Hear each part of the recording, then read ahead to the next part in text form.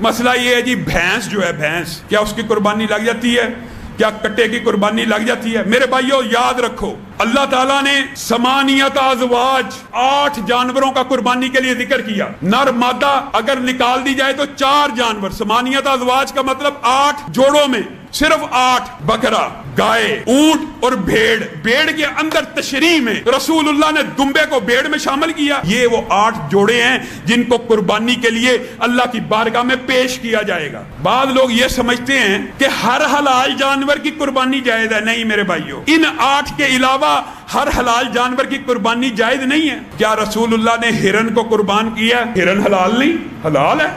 जब हलाल है तो कुर्बानी भी जरूरी है? नहीं जरूरी, होगी ही नहीं। हिरन की कुर्बानी नहीं हो सकती, 12 सिंगे की कुर्बानी नहीं हो सकती, पाड़ा की कुर्बानी नहीं हो सकती, उड़ियाल की कुर्बानी नहीं हो सकती। हलाल जानवर तो सैकड़ों हैं, क्या सबकी कुर्बानी होगी? नहीं, सिर्फ इन 4 जोड़ों की। अब इस मसले के अंदर इख्तिलाफ क्या पैदा हुआ?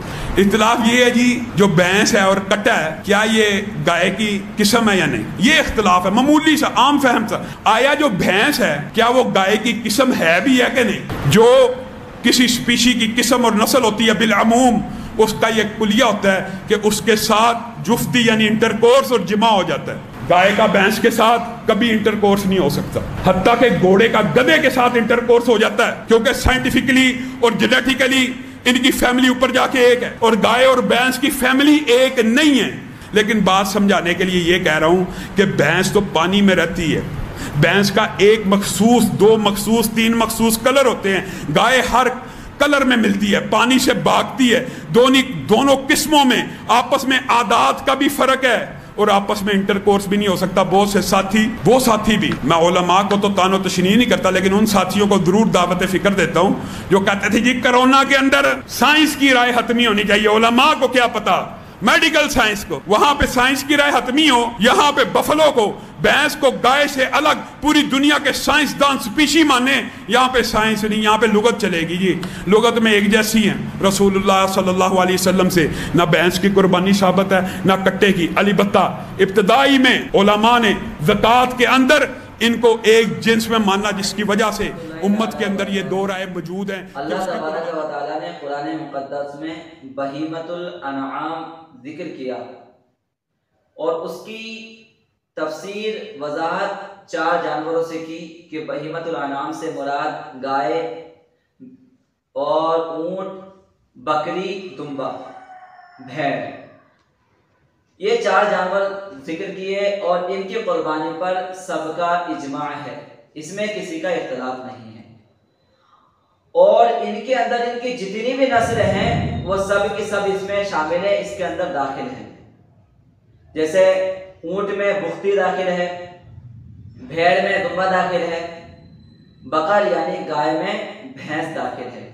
यानी ये भैंस जो है वो गाय की जिन्स से है, नस्ल से है। तो मैं आपके सामने पहले अहले लुगत का हवाला पेश करूँ। अल्लामा इब्ने क़ुदामा रहमतुल्लाह अलैह फरमाते हैं, वल जवामीसु नौउम मिनल बकरी, भैंसें ये गाय की नस्ल से हैं। अल्लामा इब्ने मंजूर अफरीकी रहमतुल्लाह अलैह फरमाते हैं, अल जामूसु नौउम मिनल बकरी, भैंस गाय की नस्ल से है। इसी तरीके से अल्लामा अबुल फैज जुबैदी रहमतुल्लाह अलैह फरमाते हैं, अल जामूसु नौउम मिनल बकरी, भैंस गाय की नस्ल से है। अल्लामा शामी रहमतुल्लाह अलैह रद्दुल मुहतार में फरमाते हैं, हुआ नौउम मिनल बकरी, भैंस गाय की नस्ल से है। अल्लामा शेखुल इस्लाम बुरहानुद्दीन साहिब हिदाया रहमतुल्लाह अलैह फरमाते हैं, वयदखुलु फिल बकरी अल जामूस, के गाय में भैंस दाखिल है, लिअन्नहु मिन जिन्सिही, इसलिए कि भैंस गाय की नस्ल से है। अल्लामा अलाउद्दीन अबू बकर बिन मसऊद कासानी रहमतुल्लाह अलैह बदाइउस सनाई में फरमाते हैं, वल जामूसु नौउम मिनल बकरी, के भैंस गाय की नस्ल से है। ये तो हवाले मैंने पेश किए उन हजरात के ताल्लुक से जिनका ताल्लुक या तो लुगत से है या फिक्र से है, और ये मुवक्कर शख्सियात हैं। और मैंने पहले भी कहा कि 4 किस्म के जानवरों पर इत्तेफाक है और भैंस की कुर्बानी पर भी सारे अहले लुगत का इजमा है कि भैंस की कुर्बानी जायज है। अल्लामा इब्ने मंजूर रहमतुल्लाह अलैह लिखते हैं व अजमउ अला अन्ना हुक्मुल जवामीसी हुक्मुल बकरी के अहले लुगत का इस बात पर इजमा है कि भैंस की कुर्बानी का हुक्म वही है जो गाय की कुर्बानी का है। अब मैं आपके सामने अहले हदीस हजरात की कुछ किताबों के हवाले से बताऊंगा। सैयद नज़ीर हुसैन दहलवी ये वो हैं जो पूरे हिंद के जितने भी अहले हदीस हजरात हैं उन सब के शेख हैं, उन सब के उस्ताद हैं। ये लिखते हैं और सन बकरी का 1 साल यानी 1 साल पूरा और दूसरा शुरू, और गाय और भैंस का 2 साल यानी 2 साल पूरे और तीसरा शुरू। और इसी के हाशिए में वाज़ेह लिखा है कि भैंस गाय के हुक्म में है। फतावा नज़ीरिया जिल्द 3 सफ़ा नंबर 257। नासिरुद्दीन अलबानी ने लिखा है भैंस भी बिल इजमा गाय की ही एक किस्म है।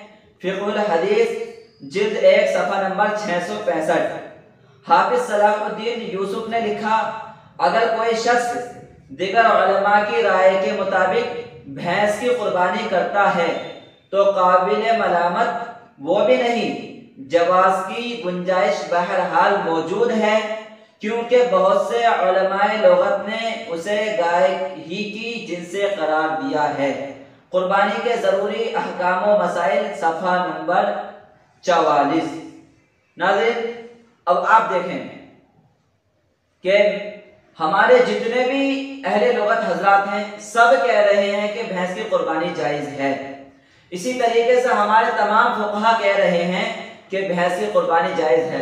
अल्लामा इब्ने क़ुदामा रहमतुल्लाह अलैह यहाँ तक फरमाते हैं कि मेरे इल्म में इस बात में कुछ है ही नहीं कि किसी ने भैंस की कुर्बानी के अदम जवाज़ के ताल्लुक से कोई इख्तिलाफ किया हो।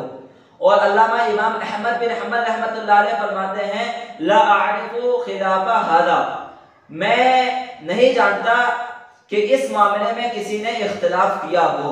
यानी अब हमने जहां तक तहकीक की, हमारी रिसर्च जहां तक पहुंची हमने देखा कि 1400 साल तक कोई ऐसा शख्स नहीं मिलता है जो ये इख्तिलाफ पैदा करे कि भैंस की कुर्बानी जायज नहीं है। लेकिन 13वीं सदी के बाद कुछ लोग ऐसे पैदा हो गए जो भैंस की कुर्बानी को नाजायज कहने लगे। हालांकि उसका गोश्त खूब खाएंगे लेकिन लोगों को परेशान करना उनका मकसद होता है। तो इसी तरीके से एक है कोई निशाम नाम के हैं, वो कह रहे हैं कि भैंस की कुर्बानी जायज नहीं है। तो उन्होंने 2 मुगालते देने की कोशिश की। एक बात उन्होंने ये कही कि हर जायज जानवर की कुर्बानी जायज नहीं। तो हम उनसे ये कहेंगे जनाब आप ये जो कह रहे हैं कि हर जायज जानवर की कुर्बानी जायज नहीं, ये आपसे कहा किसने कि हम हर जायज जानवर की कुर्बानी को जायज करार देते हैं? आपसे किसने कहा? आप मुगालता देकर कह रहे हैं कि अगर हर जायज जानवर की कुर्बानी जायज हो तो हिरण की भी कुर्बानी जायज हो जाए, नील गाय की भी कुर्बानी जायज हो जाए। आपसे कहा किसने कि हम नील गाय की कुर्बानी को जायज करार दे रहे हैं, हिरण की कुर्बानी को जायज करार दे रहे हैं? सुनिए हमारे उलमा क्या फरमाते हैं, अल जामूसु हैवानुन अहली मिन जिनसिल बकरी मुअजमुल वसीत जिल्द 1 सफ़ा नंबर 65।